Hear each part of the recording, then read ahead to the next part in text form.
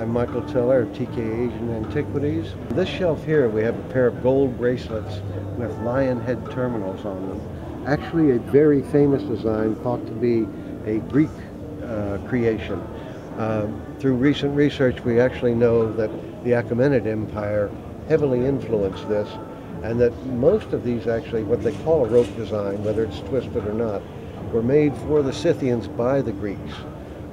This is a particularly early example here, done around the 4th century BC. And these were found also in the northern part of Afghanistan. They happen to have been so popular, this was actually one of Fabergé's designs, and he copied it almost to the T. A lot of his work was influenced by the ancient cultures, and he interpreted them differently in different media. But in this particular instance, Fabergé's depiction is almost identical, and the work is spectacular here. Melding ancient, tiny pieces of gold, soldering to other pieces of gold, it was incredibly difficult to maintain the shapes. These are just superb examples here.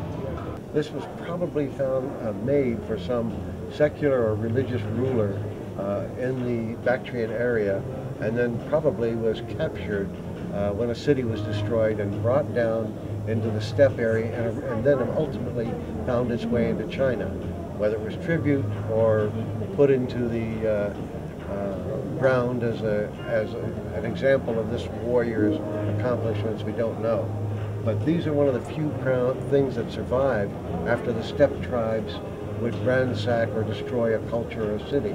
Everything was flattened. They were nomadic cultures. Everything was melted. But they would keep something like this because it was representative of the power that they had just conquered. So certain personal adornments that had great religious significance, and certain things like a crown like this are generally the emblems that they would keep intact.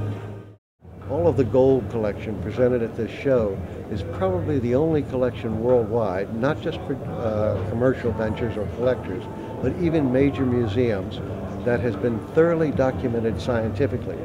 Each piece has been subjected to multi-disciplines by the top experts in the world, scientific experts in the world, and using the latest technology that most people are not even aware of that exists, that gold is the only metal that can actually be dated. It's a system called uranium, thorium, and helium.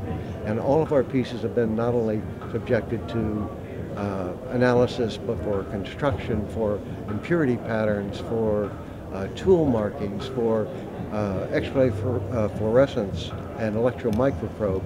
But they've all been subjected to the uranium, thorium, helium test, the dating mechanism for gold. And this does not exist, I say, except perhaps a single piece, and even the major museums around the world. Yet every piece depicted here, which took a period of many years to do. It's very difficult. There's only one tube in the world capable of doing that. Every piece is done here, though, is done with that particular method. We have to actually measure the number of atoms of helium per milligram of gold, and then we have to figure out the ratio of it, parts per billion, to the radioactive isotopes in the material. That's the basic science. It's a little more complex than that, but it is so time consuming, and with only one machine in the world capable of measuring those low helium concentrations, that is why you have the only dated collection of ancient gold available in the world today.